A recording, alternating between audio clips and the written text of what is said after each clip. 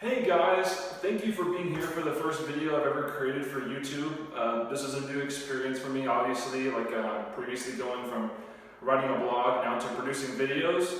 And so I have to apologize a little bit if the sound is a little bit wonky at first, if the lighting isn't great. Obviously the background has a little bit of paint on it because right now I'm recording in a house that will soon be occupied by my wife and I. But we're going to be moving in next month, and we're doing some remodeling and painting and all that stuff. So that's why you're going to hear a little bit of a reverb with the sound right now, because it isn't furnished, there's no carpeting. That being said, I'm really excited to share all this new content with you because I still want to talk about movies and video games and to involve myself in all these things by talking about them with you. But I wanted to try something different. I wanted to do something that could reach a broader audience because, people frankly just don't read as much as they used to. And so with YouTube, I want to be able to reach a bigger audience, like I said, but I also hope that this new content type for me will help me to be able to talk about my feelings in such a way that is more relatable and more accessible for you. With that being said, I figured the best video to start off the new year and my new channel with would be my top 10 most anticipated movies for 2019. So let's get started. So starting things off at the bottom of the list, we have Toy Story 4.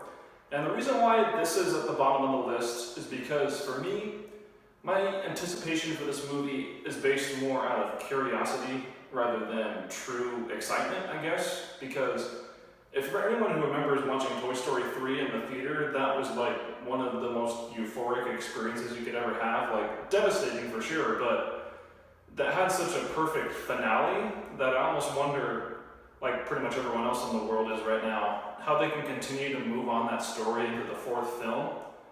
But given that Pixar has done really well with their sequels recently, like Incredibles 2 and Finding Dory, which I didn't like as much, but still a good movie, I'm still hoping that Toy Story 4 will be something that continues the Toy Story legacy in ways that I don't expect, but also in ways that are familiar to the franchise too. Up next we have Detective Pikachu, or Pokemon Detective Pikachu as the poster says. Video game movies typically haven't been that great in the past, especially with recently we've had debacles like Warcraft and the Angry Birds movie of the likes, but Detective Pikachu looks different. You look at the animation alone on Pikachu's face and all the other characters, and it looks very faithful to how the Gen 1 Pokemon used to look in the show, the video games. And I don't know, something about this movie just feels like right. The tone, the approach to everything, the visuals, it all feels like it could be a very fun experience, but also something that could be appreciated by all audiences. Kids who are new to Pokemon, and then those who grew up with the show like I did. So who knows? It could be great. For this next one, we have Once Upon a Time in Hollywood from Quentin Tarantino. I know a lot of people on the channel probably haven't seen his movies, but for me, who's seen a good number of them, I'm just excited about the fact that he's making a new film. But the subject matter is pretty interesting. It follows the era of late 60s Hollywood, and it also covers the Manson murders, including the murder of Sharon Tate, who was a pretty controversial event back in the day. And with actors like Leonardo DiCaprio, Brad Pitt, Margot Robbie, Tim Roth, and so many other great people in this cast, it should be a fun ride. We'll see how it goes. At number 7, we have Missing Link, which is the newest film from Laika Animation Studios. This one, I gotta be honest with you, I haven't watched the full trailer for this movie because for me, I don't really like watching trailers. Sometimes they spoil things for me when I watch the movie itself, and I can explain that later in a different video. But honestly, considering that Kubo and the Two Strings was my favorite film of 2016, that was their previous film, that fact alone is enough reason for me to be excited about their latest project. But otherwise, the studio's had a pretty good track record otherwise, with Coraline, Paranorman, the Box Trolls, and Kubo, like I said, that just getting another movie for them is just exciting to begin with. And with the cast, including Hugh Jackman, Zach Galifianakis, and many other great people involved with it, I'm excited. At number 6, we have a movie that I'm guessing pretty much nobody on this channel has heard about. It's called Knives Out. Now this comes from writer and director Rian Johnson, who is pretty controversial among film fans right now because he wrote and directed Star Wars The Last Jedi. I know a lot of people on the Star Wars fan base are divided on that right now, but for me, I loved it. Like, I adore that film. And so, given that I already really enjoyed his previous movies, Brick, The Brothers Bloom, and Looper, which I love, and then he had a great Star Wars film. Just the fact that he's releasing another film this year is just something that I can't wait to see. But after hearing about the premise, in which it's supposedly a modern day type of Agatha Christie story, like Murder on the Orient Express, but more of a modern setting, that seems really intriguing to me. So I'll definitely make sure to review that one for you when it comes out. At number 5, we have Jordan Peele's Us. Jordan Peele, he made a first great debut film with Get Out back in 2017, even going on to receive 4 Academy Awards nominations for that film. He himself won the Best Original Screenplay Award, and having seen that movie 3 times now, I think he deserved it. Like, it was such a wildly original, inventive, fun, dark, and timely movie that I think with him trying to go for yet another original story, a horror film for that matter, with social themes, I feel could be a really good move for him to make. And judging by how terrifying the trailer is, I'm stoked. Like, sign me up for day 1 to watch that movie, and I promise I will review it for you. At number 4, we have It Chapter 2, which I'm guessing probably a lot of people who are watching this video probably haven't seen the first film. But for me, that was one of the bigger surprises of those movies that came out in 2017 because, I wasn't really expecting much given the previous Stephen King adaptations we had gotten. But that movie was funny, it was full of heart, great characters, and just an awesome story that you could really get into that focused on people overcoming their fears. And It Chapter 2 is hopefully going to expound upon that story even more with the fact that it takes place 27 years after the original. And it's going to have the actors like Jessica Chastain, James McAvoy, Bill Hader, and some other amazing cast members in there to portray the adult versions of characters who we saw overcome their fears and were able to defeat Pennywise in the first film. And with the fact that the original director's coming back and the same actor Bill Skarsgård is coming back as Pennywise the Dancing Clown, this should be I'm hoping anyway, this could be a very satisfying conclusion to this 2-part narrative. And I'm definitely excited to see where this goes. At number 3, we have Glass from writer-director M. Night Shyamalan. And like a good number of other movies that I've already mentioned so far, this is the conclusion to a narrative. Unbreakable and Split are some of his best films.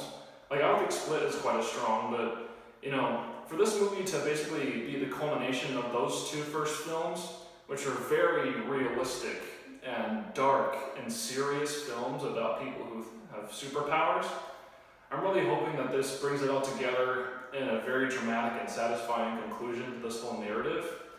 And I hope it gives enough opportunity for these performers, Bruce Willis, James McAvoy, Samuel L. Jackson, and then M. Night Shyamalan himself to really expound this story to a level to where it can be entertaining, but also to where it can be very meaningful as well, kind of like how the first 2 films were.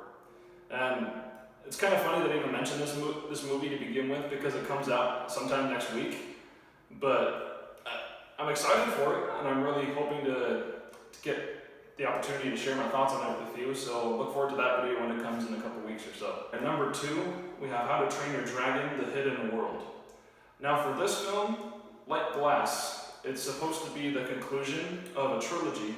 If I'm being quite honest with you, I do think that the last good film that DreamWorks Animation has made was How to Train Your Dragon 2. And so since the original cast, the same writer and director, are coming back to finish off the story that they're already telling, I'm really hoping for something that feels just very cathartic to fans of this series who've been pulling with it for so long. I can remember sitting in the theater watching the very first film and just being blown away at the scale of it all and how moving the storyline was.